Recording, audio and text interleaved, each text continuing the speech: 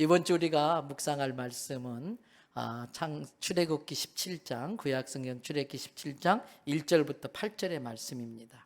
구약성경 108쪽 전후 제가 읽어갈 때에 쭉 눈으로 따라와 보시기 바랍니다. 이스라엘 자손의 온 회중이 여호와의 명령대로 신광야에서 떠나 그 노정대로 행하여 르비딤의 장막을 쳤으나 백성이 마실 물이 없는지라. 백성이 모세와 다투어 이르되 우리에게 물을 주어 마시게 하라. 모세가 그들에게 이르되 너희가 어찌하여 나와 다투느냐? 너희가 어찌하여 여호와를 시험하느냐?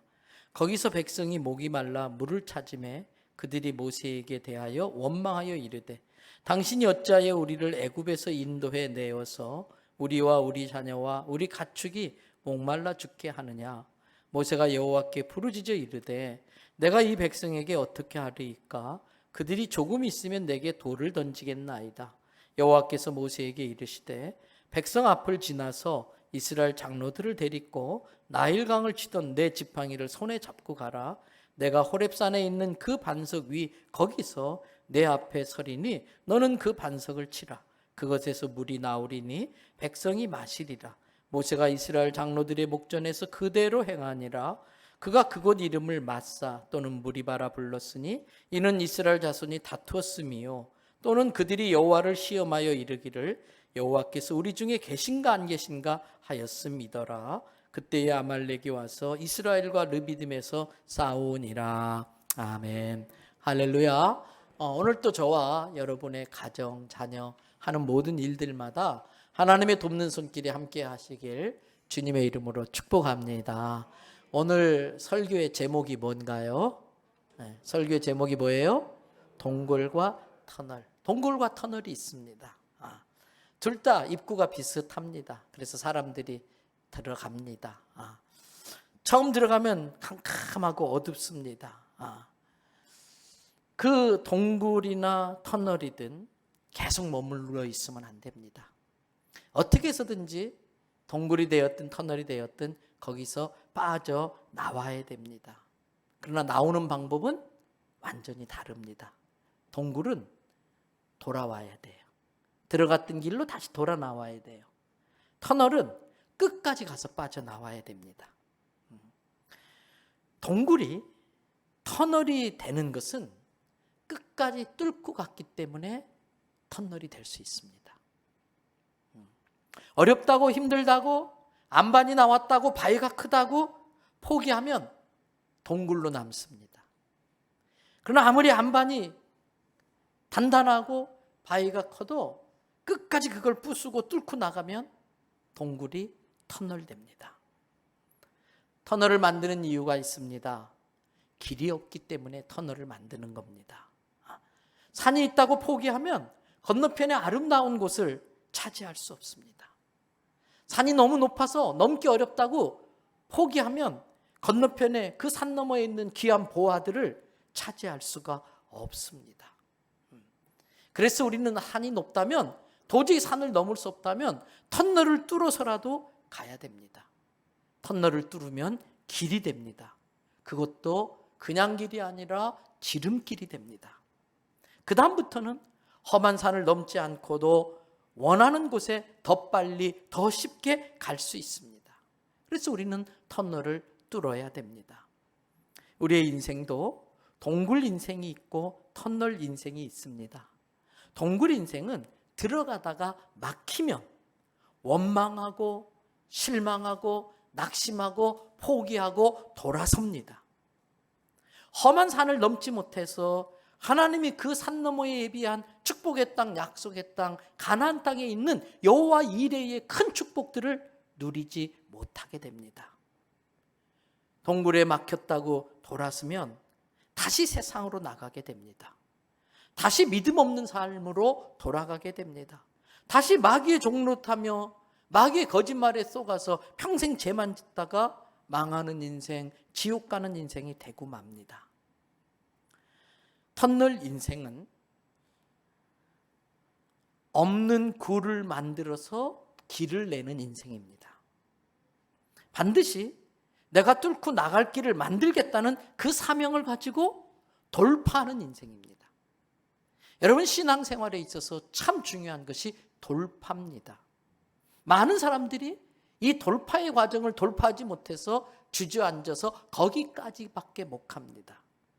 그래서 우리의 신앙생활에서는 그것이 어떤 난관이 되었든 내 인생이 길을 가로막는 걸 돌파해내야 됩니다. 그런 사람이 뚫어놓은 터널이 있어서 높은 산을 보고 포기하던 사람도 편하고 빠르게 반대편으로 갈 수 있게 됩니다. 그래서 성도는 다음 세대를 위해 터널을 뚫는 사람들입니다. 성도는 내 뒤에 따라오는 다음에 오는 사람들을 위해서 길을 만드는 사람들입니다. 큰 안반이 있어도, 단단한 바위가 있어도 불도저 같은 믿음으로, 다이너마이트 같은 열정으로 그 안반을 부수고 바위를 깨뜨려서 예수 그리스도, 내가 길이요 말씀하신 그 예수 그리스도, 그 길을 닦아서 하늘나라로 가는 길을 만들어내는 사람들이 성도입니다. 여러분, 터널을 지나지 않는 인생은 없습니다. 그 터널을 통과하지 않고는 건너편으로 갈 수 없습니다. 터널이 힘들다고 뚫는 걸 포기하면 더 힘들고 더 희생을 많이 치러야 되는 더 험한 산을 건너야 되게 됩니다. 그리고 아예 그 산을 건너지 못해서 정말 하나님이 예비한 것들을 다 잃게 되는 경우도 있습니다. 그 산이 너무나 힘들고 어렵기 때문에 우리는 그 산 앞에 주저앉고 신음하고 낙심할 수밖에 없을 때가 있습니다. 도무지 해결할 수 있는 길이 없어서 절망과 고통 가운데 몸부림쳐야 할 때도 있습니다. 근데 나만 그런 게 아닙니다. 나만 그런 게 아니에요. 저는 목회하면서 많은 분들을 상담해요. 이번 주에도 추석 명절인데도 또 여러 사람들을 만나고, 어제도 상담을 하고, 누구에게나 다 정말 힘든 어려운 문제들이 딱 버티고 있어요. 우리는 그때에 그 어려운 문제 때문에 포기할 것이 아니라 그것을 뚫고 터널로 만들어야 할 줄로 믿습니다. 터널은 어떻게 만드나요? 터널 뚫는 장비가 있어야 됩니다. 옛날에는 일일이 사람들이 막 망치질하고 다이너마이트 터뜨리고 그랬는데 요즘 최신식 터널은요, 이게 있어요. 큰 기계가 있어요. 굴착기라고 하는. 그래서 진짜 어떤 큰 굴착기는 우리 교회 본당만큼 큰 둥그런 게 있어요. 그걸 돌려가면서 막 바위를 깨내고 돌을 부셔가면서 물을 뿌려가면서 터널을 뚫어내더라고요. 우리의 인생도 내 앞에 험준한 산이 있지만 터널을 만들 수 있는 장비만 있다면 얼마든지 뚫어서 주님이 예비한 그 땅으로 갈 수 있는 걸 믿을 수 있기를 바랍니다. 그렇다면 내 인생의 터널을 만드는 장비는 뭘까? 장비는 뭘까? 우리가 알고 있는 성경 구절 가운데 항상 있을 것인데 라고 하는 문장이 들어간 성경 구절이 하나 있어요. 이미 아실 거예요. 항상 있을 것인데 라는 문구가 들어가 있는 성경 구절, 고린도전서 13장 13절이에요. 우리 같이 한번 선포해 볼까요? 그런즉 믿음, 소망, 사랑, 이 세 가지는 항상 있을 것인데 그 중에 제일은 사랑이라. 믿음, 소망, 사랑은 항상 있어야 되는 거예요. 부부끼리 싸움을 할 때에도 믿음, 소망, 사랑을 잃으면 안 돼. 싸울 수 있어요. 그러나 부부끼리 싸울 때에도 믿음과 소망과 사랑은 있어야 돼요. 핸드폰이 울릴 때도 믿음, 소망, 사랑은 있어야 돼요. 몸이 아플 때에도 믿음, 소망, 사랑을 잃어서는 안 돼요. 설령 내가 시험에 떨어졌다 할지라도 믿음, 소망, 사랑은 있어야 됩니다. 사업에 실패한 그 순간에도, 사기를 당한 그 순간에도 믿음, 소망, 사랑을 빼앗겨서는 안 됩니다. 여러분, 이 믿음, 소망, 사랑은 성도가 항상 반드시 갖춰야 될 무기인 것입니다. 그런데 어떤 사람은 평소에 믿음이 참 좋은 것 같았었는데 정말 어려운 일이 생겨서 믿음이 필요할 때에 믿음이 실종되고 말았어요. 소망이 필요할 때 오히려 더 절망하고 있습니다. 사랑이 꼭 있어야 될 그 순간에 사랑이 어디론가 사라지고 대신 그 자리에는 미움과 증오가 자리를 차지하고 있는 사람들이 있어요. 아닙니다. 어떤 경우 어떤 상황에서도 믿음, 소망, 사랑은 항상 있어야 됩니다. 그것이 동굴에 갇힌 내 인생에 터널을 만들어서 동굴에서 빠져나오게 하는 힘입니다. 그 믿음, 소망, 사랑은 어떻게 품을 수 있나요? 믿음, 소망, 사랑은 어떻게 생겨날 수 있나요? 하나님의 말씀을 들을 때에 믿음, 소망, 사랑이 내 안에 생깁니다. 전능하신 하나님의 말씀을 듣고 읽고 묵상할 때에 내 마음속에 점점 믿음이 커지고 사랑이 커지고 소망이 생겨나는 거예요. 전에 아주 오래전에 차를 타고 운전하면서 어떤 목사님의 설교를 아주 은혜롭게 듣고 있었어요. 근데 터널을 지나가게 되자 잡음이 생겨요. 요즘 터널은 터널 안에 다 수신기가 있어서 터널을 지나가도 이제는 전파가 끊어지지 않고 잘 들을 수 있는데, 옛날엔 그런 게 없다 보니까 터널에 들어가면 지직지직 잡음이 생기다가 점점 소리가 약해지고 끊어지다가 안 들리게 돼요. 한참 은혜롭게 말씀 듣다가 그렇게 되니까 참 아쉽더라고요. 그때 제 마음에 하나 깨달은 게 있었습니다. 인생길도 터널을 지날 때에 이렇게 되면 참 힘들겠구나. 인생길도 터널을 지날 때에 이렇게 돼서 참 힘들겠구나. 끝이 안 보이는 것 같은 그 어두컴컴한 인생 터널을 지날 때에 정작 하나님의 말씀을 들을 수 있어야 되는데, 오히려 하나님의 말씀이 점점 희미해지고 잡음이 섞이고 끊어지고 결국은 하나님의 말씀과 멀어지는 상황까지 되면 우리는 너무나 힘들게 인생을 살아갈 수밖에 없는 것이지요. 오늘 본문은 이스라엘 백성들이 출애굽을 해서 축복의 땅, 약속의 땅, 가나안 땅에 가는 과정에 그 여정 속에 있었던 일입니다. 광야길을 지나다가 물이 다 떨어졌어요. 물이 떨어져서 곧 죽을 것 같은데 저 앞에 조금만 더 가면 르비딤이라는 곳이 있는데 그곳에 가면 물이 있을 겁니다.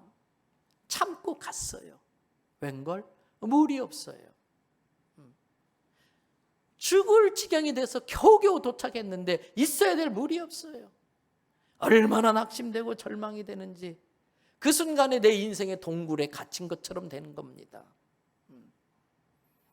근데 이때가 참 중요해요.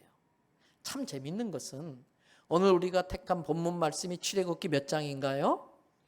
17장이에요. 근데 여러분 16장에 어떤 내용이 나오는지 아세요?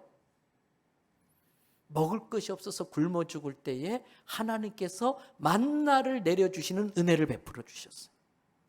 그 만나 때문에 굶어 죽을 뻔하다가 다 살아난 거예요. 그리고 바로 17장에 왔는데 이번에 물이 떨어졌어요. 그러면 이때 이스라엘 백성들은 16장을 기억해야지요. 먹을 것이 없어서 굶어 죽을 수밖에 없었는데 하나님께 매달렸더니 하나님이 만나를 내려서 살려주셨던 그때를 경험하고 이번에도 하나님께 매달려야 되는데 이스라엘 백성들은 그렇게 하지 않아요. 3절 말씀을 보세요. 다 같이 읽습니다. 거기서 백성이 목이 말라 물을 찾으매 그들이 모세에게 대하여 원망하여 이르되 당신이 어찌하여 우리를 애굽에서 인도해 내어서 우리와 우리 자녀와 우리 가축이 목말라 죽게 하느냐. 우리와 우리 자녀와 우리 가축이 목말라 죽게 하느냐. 이게 그들의 믿음이 되고 말았어요. 그곳에서 목말라 죽는 게 그들의 믿음이 되고 마니까 그렇게 되는 거예요. 여러분, 누구나 원망할 수밖에 없는 상황을 겪게 되는데 그 원망할 수밖에 없는 상황에 하나님을 믿는 믿음을 가지고 소망을 잃지 않고 하나님 우리를 불쌍히 여겨주세요. 하나님 그 큰 사랑으로 우리를 긍휼히 여겨주세요. 매달리면은 그 문제가 해결될 수 있는데 원망하고 불평하면은 금세 사단이 그걸 보고 쫙 달라붙어요. 하나로 똘똘 뭉쳐가지고도 사단을 이겨내기가 힘든데 너 때문에 네 탓 내 탓 하면서 막 싸우고 갈라지기 시작하면 사단이 그 정보를 입수하고 착 달라붙어서 또 어려운 문제가 생겨요. 원망이 더 큰 화를 불러내는 거예요. 그래서 오늘 본문이 문단으로 나눈다면 구조상 1절부터 7절까지가 나누어지고 8절부터 새로운 단락이 시작되는데 제가 본문을 8절까지 택한 게 바로 그 이유예요. 8절 말씀에 뭐라고 되어 있냐? 그때에 아말렉이 와서 이스라엘과 느비딤에서 싸우니라 그랬어요. 아말렉이라는 더 큰 어려운 문제가 이스라엘 백성들에게 덮친 거예요. 원망할 수밖에 없지만은 믿음의 사람은 원망하는 게 아니에요. 원망하면 오히려 더 큰 화를 불러오고 사단에게 틈을 주는 것이기 때문에 그렇습니다. 사막에 물이 없는 건 심각한 문제지요. 우리의 삶도 마찬가지입니다. 여기까지만 가면 될 줄 알았는데 왜 고난이 고난입니까? 끝이 없는 것처럼 느껴지니까 고난인 거예요. 왜 고난이 고난입니까? 고난을 주시는 하나님의 의도가 뭔지를 모르기 때문에 고난이 고난인 거예요. 그래서 그들은 느비딘에 가면 끝날 줄 알았는데 아직도 안 끝난 거예요. 그 고난이. 물이 없으니까 더 낙심하는 거예요. 이때 필요한 것이 항상 있어야 할 것, 어떤 경우 어떤 상황에도 항상 있어야 될 것, 이때 필요한 게 믿음, 소망, 사랑인 것입니다.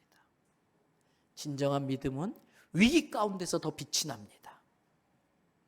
위기는 그 사람의 믿음이 진짜 믿음인지 가짜인지를 보여줍니다.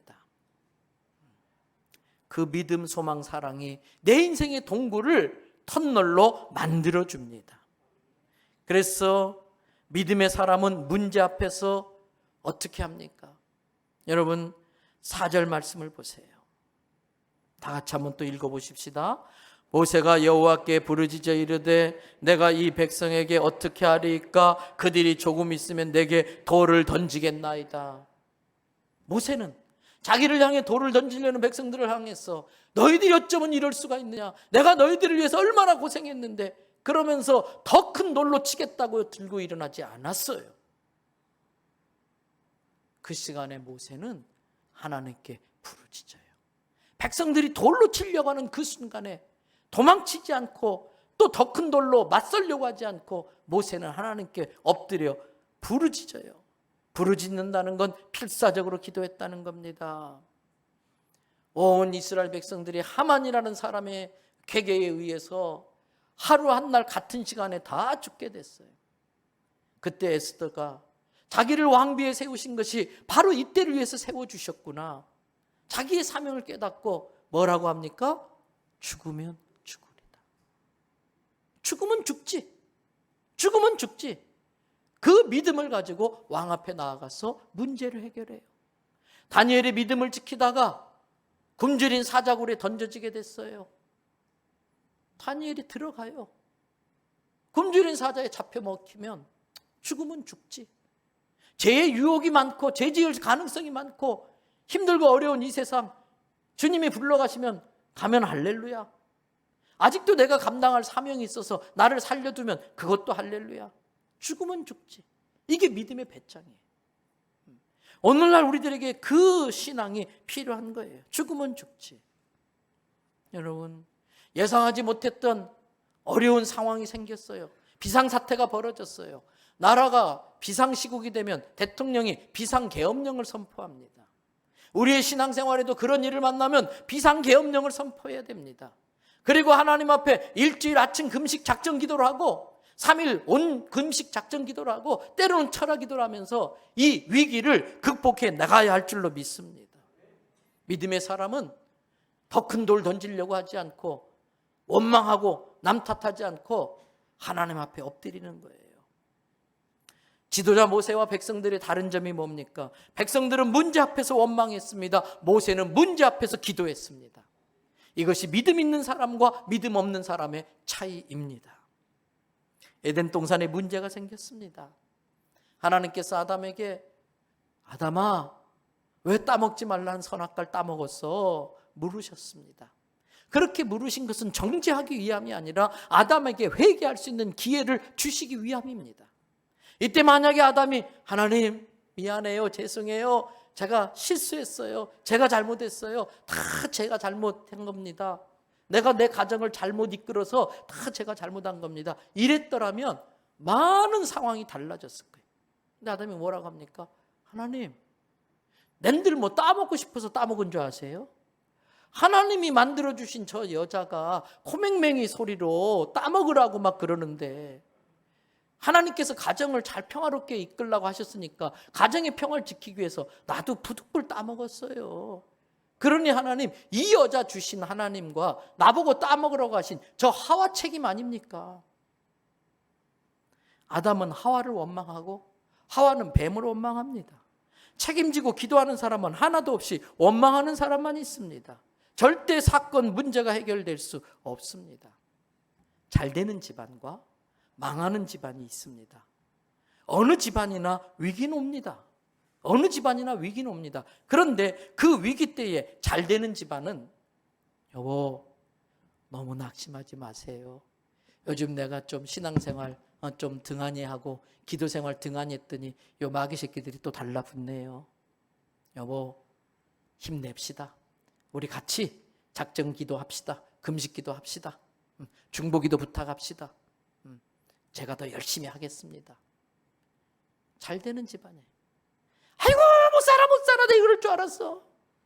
내가 뭐라고 그랬어. 하여튼 가장이 돼가지고 집안도 못 이끌고. 많이 들어본 소리 같으네. 망하는 집안이에요. 망하는 집안이에요. 위기 때 잘 되는 집안은 다 내가 부족해서 그렇다고 뒤집었어요. 그러나 망하는 집안은 너 때문이라고. 나는 아무 잘못한 거 없는데 네가 이렇게 해서 이렇게 됐다고 다 뒤집어 씌워요. 아닙니다. 가정에 문제가 있습니까? 내가 섬기고 있는 팀과 부서에 어려움이 있습니까? 직장과 사업과 학업과 건강에 문제가 있습니까? 그것은 하나님께서 우리에게 너 더 큰 축복받기 위해서 또 너 앞에 더 큰 시련이 지금 마귀가 작전 세우고 있으니까 그거 감당할 수 있도록 비상사태 선포하고 기도하라고 하는 사인으로 깨달으시길 바랍니다. 여러분 그렇습니다. 모세와 같이 하나님께 부르짖어 기도하는 것이 내 인생 동굴을 터널로 만들어내는 첫 번째 단계입니다. 여러분들이 이미 잘 알고 계시고 또 많이 드셔보신 석봉 토스트라고 있습니다. 꽤 오래전에 이 석봉 토스트를 창업한 김석봉이라는 사장님이 책을 썼는데 석봉 토스트 연봉 1억의 신화라는 이 책입니다. 이분은 우리 성결교단의 서울신학교 야간에서 공부를 하신 분이신데 시골 산골에서 6남 2녀의 둘째 아들로 태어났어요. 집안이 너무나 어렵다 보니까 초등학교밖에 못 다녔어요. 그래서 15살 때부터 자동차 정비소, 세차장, 과일 행상, 웨딩 촬영 기사 하여튼 안 해본 거 없이 닥치는 데 일을 하면서 살았어요. 그러면서도 못 배운 것이 한이 맺혀가지고 그 어려운 상황에도 중학교, 고등학교를 검정고시로 패스를 하고 결혼한 후에 신학교에 진학을 했습니다. 그리고 이제 전도사가 되어서 가정을 이끌기 위해서 성경의 내용을 어린이를 위한 인형극을 만들어가지고 여러 교회 다니면서 공연을 하면서 그렇게 받는 아주 작은 불규칙한 그 수입을 가지고 또 아내는 놀이방을 운영하면서 겨우겨우 생계를 끌어가고 있었어요. 근데 셋째가 태어나던 해 1997년 무슨 일이 있었지요? IMF 사태가 터진 그 해. 여러분 아내의 놀이방 수입도 줄면서 도저히 지금의 수입으로는 더 이상 먹고 살기가 어려운 지경이 되니까 이분이 결단을 합니다. 재산을 다 정리했더니 딱 200만 원이 들어요. 그래서 6개월 동안 여기저기 다니면서 내가 이 200만 원을 가지고 어떤 일을 가지고 가정을 일으킬까? 그러다가 눈에 들어온 게 회사들이 많은 서울의 한복판에 아침에 출근하는 회사원을 대상으로 토스트를 파는 노점상을 계획한 거예요. 본인이 계산해 보니까 열심히만 하면 하루에 5만 원은 벌겠더라는 거예요.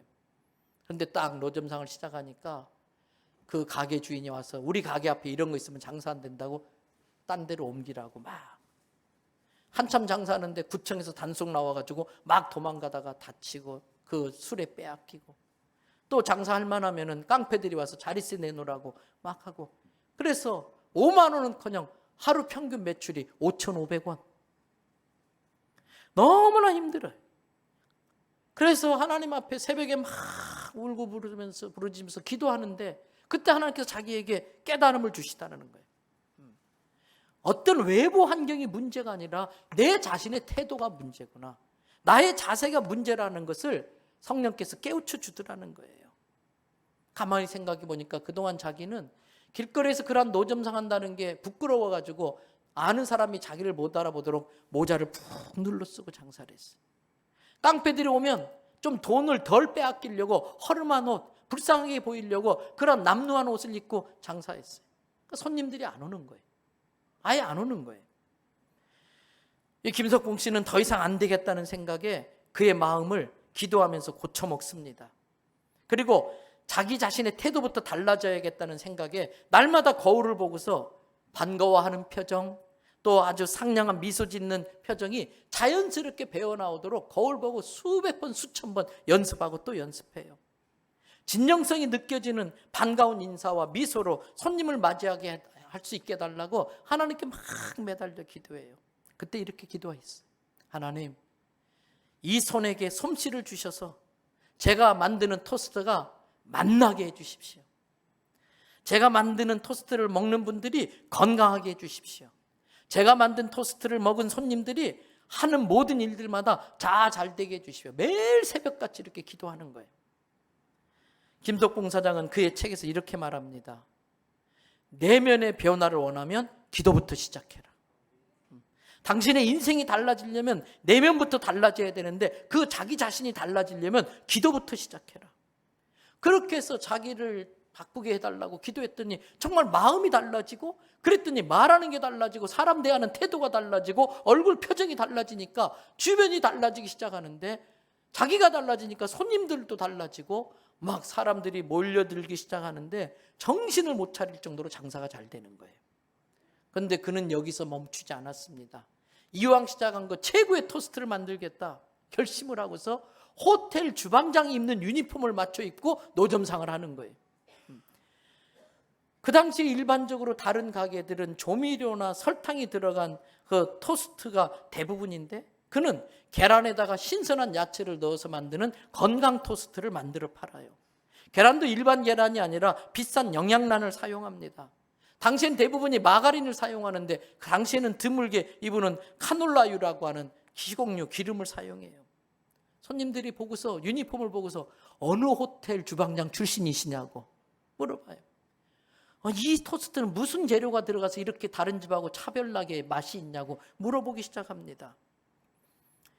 여러분, 좋은 재료를 사용하는 웰빙 토스트점이라는 소문이 들면서, 입소문이 나면서 손님들이 막 늘어나기 시작합니다. 그런데 김석봉 대표는 여기서 멈추지 않습니다. 그때마다 손님들이 자주 하는 질문, 그때마다 손님들이 제일 많이 하는 질문, 계란 토스트 말고 다른 건 없나요? 이 말에 아이디어를 내서 치즈를 넣고 햄을 넣고 다양한 재료를 추가해서 계속해서 새로운 메뉴를 만들어냅니다. 달콤한 맛의 열대 과일 소스 외에 11가지 재료를 사용한 매콤 소스를 개발해서 한국인의 입맛에 아주 맛깔나는 토스트를 만듭니다. 그런데 이게 외국 사람들에게 대박이 터져요.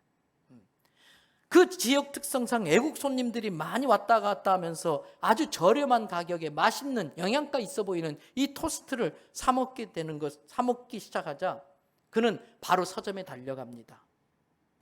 영어, 불어, 일본어, 중국어 4개 국어의 책을 사가지고 가장 기본적인 인사말을 자기가 배워가지고 외국 손님들에게 그 나라 말로 인사를 해요. 그리고 앞에다가 외국말로 외국인 전용 메뉴판을 만들어요.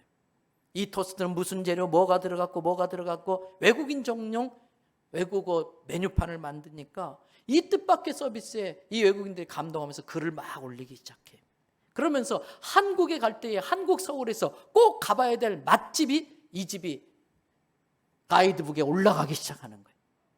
그때부터 막 손님들이 몰리는 거예요.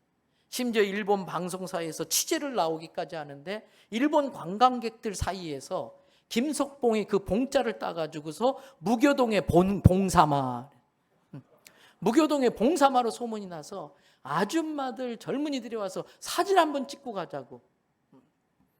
여러분, 그는 오전 6시부터 11시까지 장사를 하는데 자기가 잠깐이라도, 짧은 시간이라도 무슨 일이 있어서 자리를 비우면 손님에 대한 예의가 아니고 신용이 떨어진다고 생각을 해가지고 철칙으로 삼고 그 자리를 지키는데 화장실을 가야 되잖아요.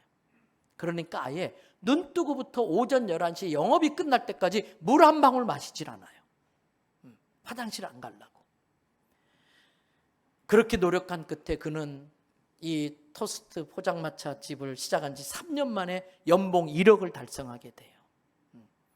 그는 이 포장마차 영업이 끝나고 나면 하나님 앞에 약속한 것이 있기 때문에 오후에는 보육원이라든지 독거노인, 소년, 소녀 가장을 찾아다니면서 자기 그 전문 영역인 인형을 통해서 성경을 전하고 복음을 전하고 따끈따끈한 토스트를 만들어가지고 복음을 전해요. 이분은 하나님 앞에 10의 2조를 드리는데 10의 1조는 자기가 섬기는 교회에, 그리고 10의 1조는 어려운 이웃을 위해서 이렇게 쓰고 있어요. 김 사장이 쓴 그 책에 이런 내용이 나와요.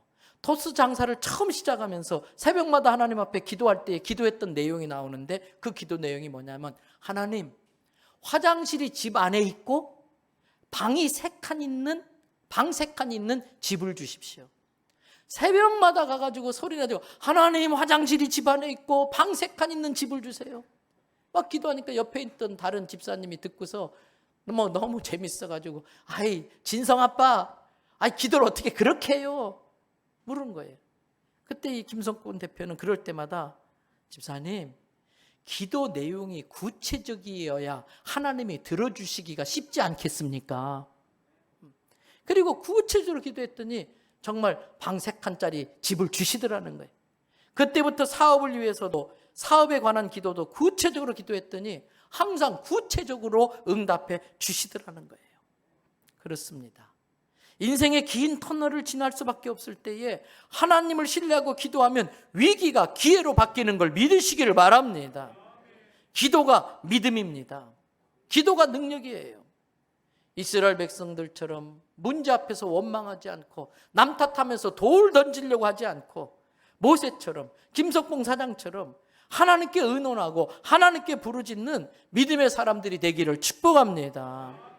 첫째, 믿음으로 부르짖는 기도와 함께 동굴 같은 내 인생을 터널을 만드는 또 하나의 방법이 있다면, 하나님의 말씀을 그대로 믿고 행하는 거예요.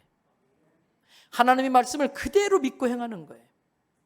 여러분, 성남 백성들이 자기를 돌로 치려고 할 때에 모세가 하나님께 부르짖어 기도하자 하나님께서 길을 만들어 보시죠.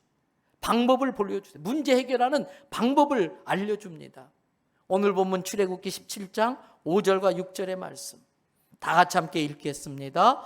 여호와께서 모세에게 이르시되, 백성 앞을 지나서 이스라엘 장로들을 데리고 나일강을 치던 네 지팡이를 손에 잡고 가라. 내가 호렙산에 있는 그 반석 위 거기서 내 앞에 서리니 너는 그 반석을 치라. 그것에서 물이 나오리니 백성이 마시리라. 모세가 이스라엘 장로들의 목전에서 그대로 행하니라. 하나님, 급해요. 나 지금 돌에 맞아 죽을 지경이에요. 하나님, 빨리 응답해 주세요. 빨리 물을 해결해 주세요. 이렇게 부르짖어요. 그러면 하나님이 이왕 쓰시는 김에 그냥 기도가 끝나자마자 하늘에서 물이 확 쏟아지든지, 그럴 능력이 충분하시니까 갑자기 땅이 뻥 터지면서 물줄기가 확 올라오든지 이러면 얼마나 좋겠어요. 근데 하나님께서, 야 모세야, 너 45도 방향으로 5발자국 가봐. 너 거기서 4발자국 앞으로, 거기 스톱. 거기서 왼쪽으로 2발자국. 거기 파. 이러면 얼마나 좋겠어요. 그러면 좀 순종하겠는데, 야 모세야, 곡괭이 3자루, 4자루 준비해라. 다이너마이트 폭탄도 준비하고, 이러면 할만하겠는데, 모세야, 네가 나 처음 만났던 거기 알지? 거기 반석 있지? 네가 서 있던 거기 가서 그 지팡이로, 곡괭이가 아니고 한마 망치가 아니고 그 지팡이로 쳐라. 그래서 어려운 거예요. 그래서 어려운 거예요. 우리들은 평소에 이 정도 수고는 해야 하나님께서 해결해 주지 않을까? 이 의식이 강해요. 그래도 내가 좀 삽을 몇 번이라도 파야 이게 또 물이 나오지 않을까? 이 생각들이 늘 우리 속에 있어요. 아닙니다. 하나님의 말씀에 내 생각, 내 의견을 붙이면 안 돼요. 하나님 말씀에 토를 달면 안 돼요. 오늘 모세를 보세요. 6절 뒷부분에 모세가 이스라엘 장로들의 목전에서 어떻게 해요? 그대로 행하니라. 그대로 행하는 게 중요합니다. 죽으면 죽지. 이 에스더의 영성으로 그대로 순종하는 게 중요해요. 하나님, 이왕이면은 반석보다 모래가 좀 낫지 않을까요? 하나님, 이왕이면은 막대기보다도 지팡이보다도 곡괭이가 낫지 않을까요? 하나님, 그래도 좀 뭔가 파야 좀 되지 않을까요? 그냥 반석을 칠하니요? 될까요? 자꾸 그 생각이 우리 속에 들어와요. 아니에요. 하나님의 말씀에 토를 달면 안 됩니다. 인간의 논리나 인간의 생각을 첨부하면 안 돼요. 순종하는 것이 믿음입니다. 믿음과 순종은 동전의 양면 같습니다. 순종하지 않는 건 믿지 않는 거예요. 순종하지 않는 건 믿음이 없는 거예요. 그래서 종교개혁자 존 캘빈은 오늘날 하나님의 임재는 바로 설교다 그랬어요. 오늘날의 하나님은 음성으로 직접 말씀하지 아니하시고 기록된 말씀으로 말씀하시고 임재하신다. 그래서 설교 중에 선포되어진 기록된 말씀이 하나님의 임재라는 뜻이에요. 그러므로 우리는 담백하게 하나님의 말씀 앞에 순종해야 됩니다. 하라는 것 하고 하지 말라는 거 하지 않으면 됩니다. 그러면 하나님이 문제 해결해 주시고 그러면 하나님이 복 주십니다. 주일 성수하라고 하셨으니까 주일 성수하는 겁니다. 전도하라고 하셨으니까 전도하는 겁니다. 항상 기뻐하라고 하셨으니까 그 지경에서도 그 상황에서도 상관없이 기뻐하기로 결심하고 기쁨을 선택하면서 기뻐하는 겁니다. 그렇게 하라고 했으니까. 범사에 감사하라고 하셨으니 감사하기 어려운 상황에서도 믿음으로 감사하는 겁니다. 사랑하라고 하셨으니 사랑할 수 없는 사람을 사랑하는 것이고, 내가 너희를 용서하라고 했으니 내가 너희를 용서한 것 같이 너희도 서로 용서하라고 했으니 남편 용서하고 아내 용서하고 그렇게 하면 됩니다. 모세는 하나님의 말씀을 그대로 순종했습니다. 그랬더니 물이 나왔습니다.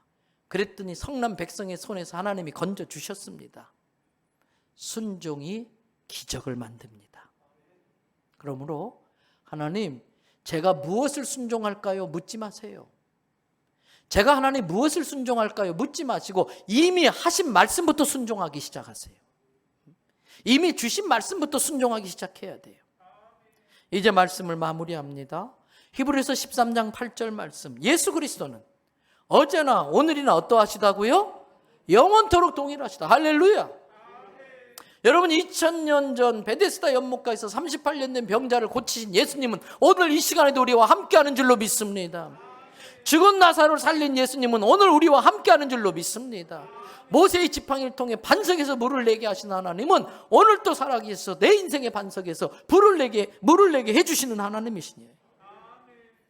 후안 카롤로즈 오르티즈라는 목사님이 쓴 책이 있는데 그 책의 제목이 하나님, 저에게도 기적이 필요합니다. 이게 책 제목이에요. 하나님, 저에게도 기적이 필요합니다. 받아주십시다. 하나님, 저에게도 기적이 필요합니다. 우리는 하나님의 은혜 없이, 하나님의 기적 없이 하루도 살아갈 수 없는 존재들이. 아무리 노력하고 애를 써도 해결될 것 같지 않은 가족 구원의 문제, 아무리 참고 인내해도 달라지지 않을 것 같은 남편의 성질, 아내의 습관. 그래서 내 가정에 기적이 필요해. 오랫동안 지속된 건강의 문제, 현대의학으로는 어찌할 수 없는 남치병, 불치병. 그래서 내 육체 가운데 하나님의 터치, 하나님의 손길, 하나님의 기적이 필요합니다. 끊임없이 육체의 가시로 남아서 내 발목을 잡고 있는 해결되지 않는 죄의 문제, 하나님의 기적이 필요해. 코로나 상황에서 이 경제의 어려움 가운데 하루하루 위태하게 버텨가고 있는 내 사업, 내 생업, 그래서 하나님의 기적이 필요해요. 나를 집요하게 괴롭히고 힘들게 하는 직장 상사, 또 풀리지 않는 동료와의 갈등, 그래서 내 일터에도 하나님의 기적이 필요합니다. 저는 우리 대연성결교회 성도들의 그 딱딱한 반석에서도 생수를 터뜨리시는 하나님의 기적을 경험할 수 있기를 축복합니다. 그러면 우리의 반석은 어떤 걸까요? 우리의 반석은 뭘까요? 고린도전서 10장 3절과 4절 말씀을 보세요. 다 같은 신령한 음식을 먹으며 다 같은 신령한 음료를 마셨으니 이는 그들을 따르는 신령한 반석으로부터 마셨음에 그 반석은 곧 예수 그리스도시라. 반석은 예수 그리스도를 의미합니다. 예수님께서 저 십자가에서 자기를 깨트려서 보혈을 흘려주셨기 때문에 우리의 모든 더러운 죄가 씻겨나갈 수 있습니다. 죄에는 싹을 지불해야 됩니다. 죄에는 값이 있습니다. 우리는 그 값을 갚을 능력이 없는데 예수님이 자기 생명으로 우리의 죄값을 다 지불해 주셨습니다. 여러분, 마귀에게 우리의 죄값이 지불되는 순간 마귀는 채권자의 권리를 잃어버리고 말았습니다. 더 이상 마귀가 우리에게 무언가를 요구할 수 없고 더 이상 우리에게 왕 노릇하지 못하고 주인 노릇하지 못하고 오히려 예수 그리스도의 이름 앞에 마귀는 한 길로 왔다 7길로 달아나는 걸 믿으시기를 바랍니다. 여러분, 그렇습니다. 지금 내가 처한 어려운 상황, 왜 이런 어려운 상황에 처하게 됐을까? 어쩌면 예수님이 내 인생의 진짜 주인이 아니라 예수님을 내 인생의 주인인 척만 하고 결국은 내가 주인 노릇하고 내 마음대로 했기 때문에 이 상황이 벌어진 건 아닐까요?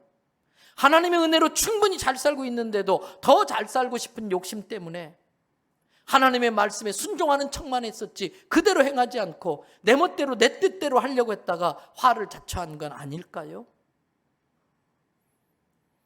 누구나 다 그렇게 살아요. 누구나 다 그렇게 살아요. 죄책감 가질 필요도 없고 자괴감 가질 필요도 없고 그래서 하나님의 은혜가 필요한 거예요. 그게 사람이에요. 그럴 때 우리가 진짜 해야 될 것은 낙심하거나 절망하거나 포기하는 것이 아니라 항상 있어야 될 것. 하나님과 예수 그리스도, 하나님의 말씀과 예수 그리스도를 믿는 그 믿음. 그리고 우리의 사랑을 부부 사이에서, 가정 안에서, 또 성도와 성도 사이에서, 내 일터에서 훔쳐가려고 하는 그 사랑을 믿음으로 지켜내고 하나님의 말씀에 소망을 두면서 죽으면 죽지. 응? 나는 천국이 보장된 사람인데 뭐 두려울 게 있나? 죽으면 죽지. 그런 심정으로 돌파하는 거예요. 그 순간 내 인생 동굴은 서서히 뚫려가면서 저 끝에서 한 줄기 빛이 쫙 비춰지면서 터널의 끝이 보이기 시작할 것입니다. 예수님의 이름에 권세가 있습니다. 기도로 우리는 그 권세를 사용할 수 있습니다. 예수 그리스도의 이름에 있는 권세의 능력을 체험하는 성도 되시기 바랍니다. 백성들이 반석에서 터진 생수를 마시고 해갈했던 것처럼 예수님께서 우리에게 영원한 생수가 되어 주심으로 우리의 모든 문제를 해결해 주실 것입니다. 언제나 항상 반드시 있어야 될 예수님의 말, 예수님을 믿는 믿음과 소망과 사랑으로 내 인생의 동굴을 하나님이 예비하신 가나안으로 통하게 만드는 터널로 만들어내는 우리 대연성결교회 성도 되기를 주님의 이름으로 축복합니다.